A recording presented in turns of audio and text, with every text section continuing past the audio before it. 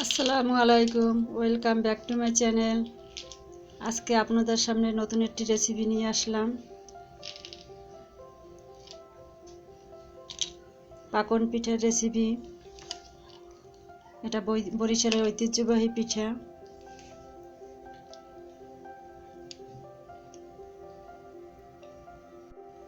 এই যে আলুটাকে আমি সেদ্ধ করে ম্যাশ করে নিয়েছি, চিনি, এগুলো সব আমি পরিমাণ মতো দেব। আটা আছে, আটার অনুপাতেই আমি চিনি আলু এগুলো আমি ব্যবহার করব। এখানে আছে দুধ, গুঁড়ো দুধ গোলানো।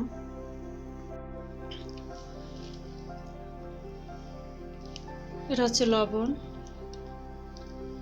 দারুচিনি, এলাচি। এখন আমি চুলাটা জ্বালাবো।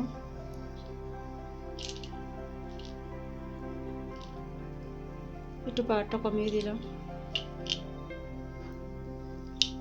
এখন আমি আটাটা সেদ্ধ করার জন্য দুধ দিয়ে দিলাম। এটা আমি দুধের মধ্যে আটাটা সেদ্ধ করব। কেউ চাইলে শুধু পানির মধ্যেও সেদ্ধ করে নিতে পারেন। যার যেভাবে পছন্দ সেভাবেই করতে পারেন, কোনো সমস্যা নেই। সামান্য 1 চিমটি লবণ দিলাম।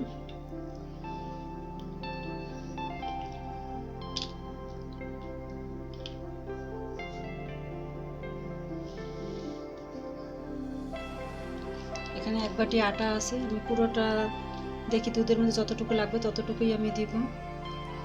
হাতে রেখে দিলাম, প্রয়োজন হলে আবার একটু দিয়ে দেব।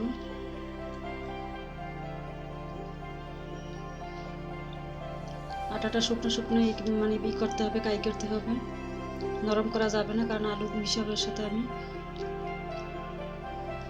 নরম হয়ে গেলে সমস্যা। অল্প আমি আরও দিলাম, বেশি দিলাম না। একটু তেল লাগাই দিলাম, তেল লাগাই দিলে পিঠাটা ভালো হবে। যা অনেক সুন্দর আমার ময়ন করা হয়েছে। এখন আমি শিরার জন্য চলে আসলাম। শিরার জন্য আমি চুলায় পানি দিলাম।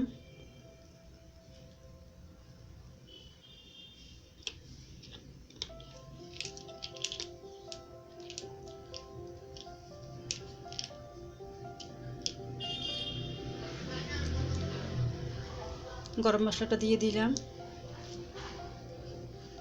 এটা কিছুক্ষণ আমি যতক্ষণ পিঠাটা বানাবো ততক্ষণ এটা জাল হবে, একটু স্মেলটা বের হবে, এর জন্য আমি দিলাম চিনি। এটা পরিমাণ মতো, যে যেরকম মিষ্টি খেতে চান সেভাবেই দিবেন।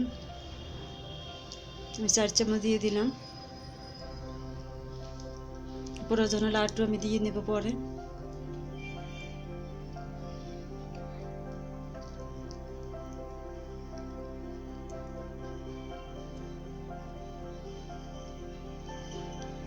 ছোট ছোট করে আমি বল বানিয়ে নিচ্ছি। সবগুলো আমি একসাথে বল বানিয়ে তারপর আমি হাতে সাজ করব।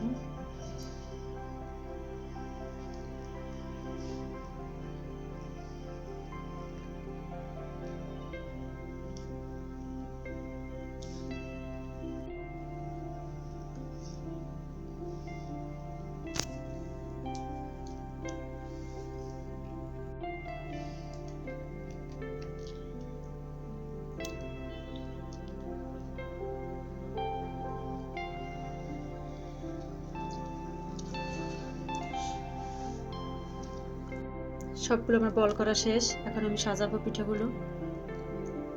যার যার মনের মতো, মানে পছন্দ মতো আপনারা পিঠাগুলো সাজাবেন।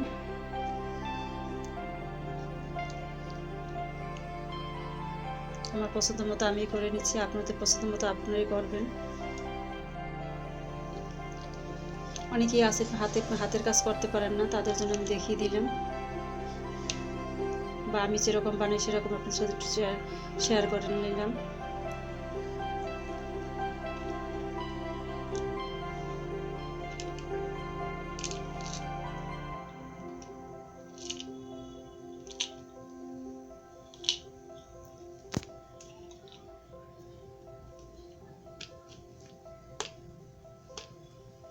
যে এটা আমার মনের সাজ, আমার মনের মতো করে আমি করে নিলাম। আপনাদের মনের মতো করে আপনারাই করবেন। এবার একটা পাতা বানিয়ে আমি দেখাইতে আছি।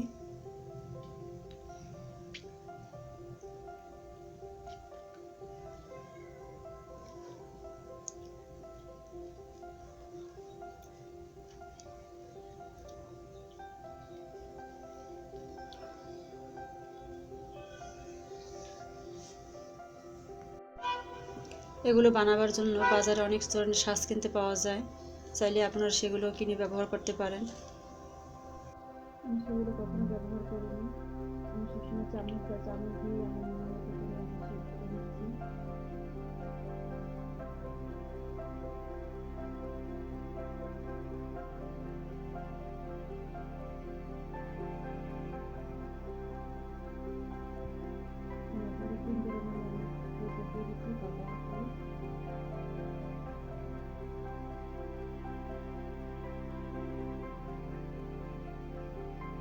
আমি করেছি কিনবে।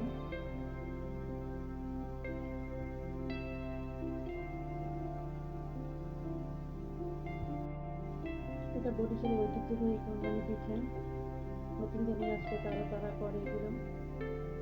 এটা মানুষের বাদে অনুষ্ঠান করে, সেখানে করে বিভিন্ন সব উৎসবে এগুলো আমরা করে থাকি।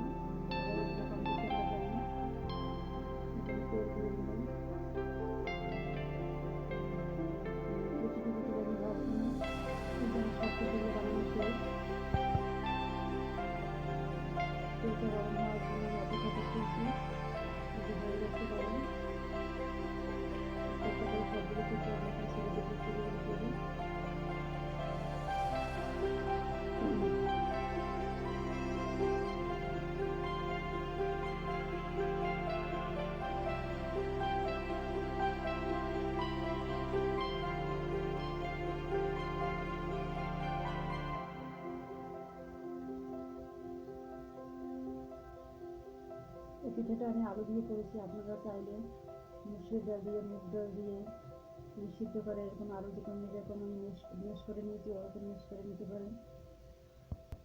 কেউ চাইলে ডিমও ব্যবহার করতে পারেন, কিন্তু আমি আলু দিয়েই করেছি। আলু দিয়ে করলে তা তাড়াতাড়ি যখন আমি রসে ভিজাবো তখন তাড়াতাড়ি আমার পিঠাটা নরম হয়ে যাবে।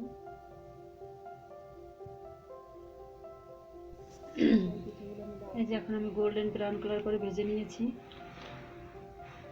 এই যে আমার সবগুলো ভাজা শেষ। গরম গরম থাকাকালীন অবস্থায় আমি রসের মধ্যে ভিজাবো। মশলাগুলো আমি দিব না, এগুলো আমি উঠিয়ে নিব। আমি এটা চিনির শিরায় ভিজাবো, কেউ চাইলে দুধের শিরায় ভিজাতে পারেন, যার যার পছন্দ মতো করবেন।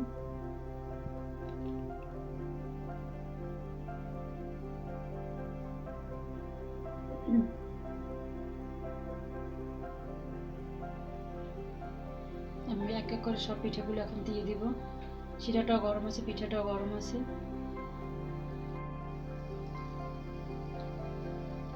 এই পিঠাটা একটু গরম গরম থাকাকালীন অবস্থায় ভিজাতে হবে।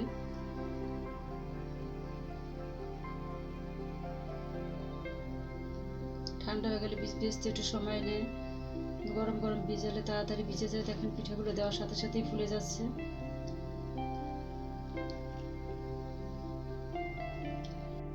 এখন আমি আধা ঘন্টার জন্য এটা রেখে দেবো রেস্টে। আধা ঘন্টা পরে আবার আপনাদের সামনে হাজির হবো। পিঠাটা নিয়ে এই যে আমি হাজির হলাম। এখন আপনাদের আমি কেটে দেখাবো। পিঠাগুলো একদম নরম হয়ে গেছে।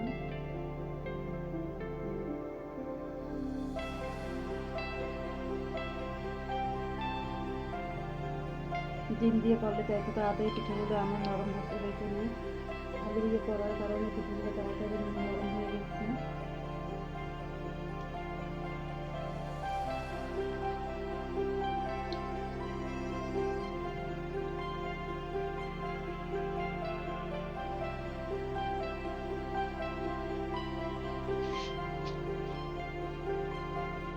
আশা করি পিঠাটা সবাই বাসায় ট্রাই করবেন। যাদের কাছে আমার এই ভিডিওটি ভালো লেগেছে তারা অবশ্যই আমার পিঠাটি তৈরি করবেন। শেষ পর্যন্ত আমার ভিডিওটি দেখার জন্য সবাইকে ধন্যবাদ। আসসালামু আলাইকুম।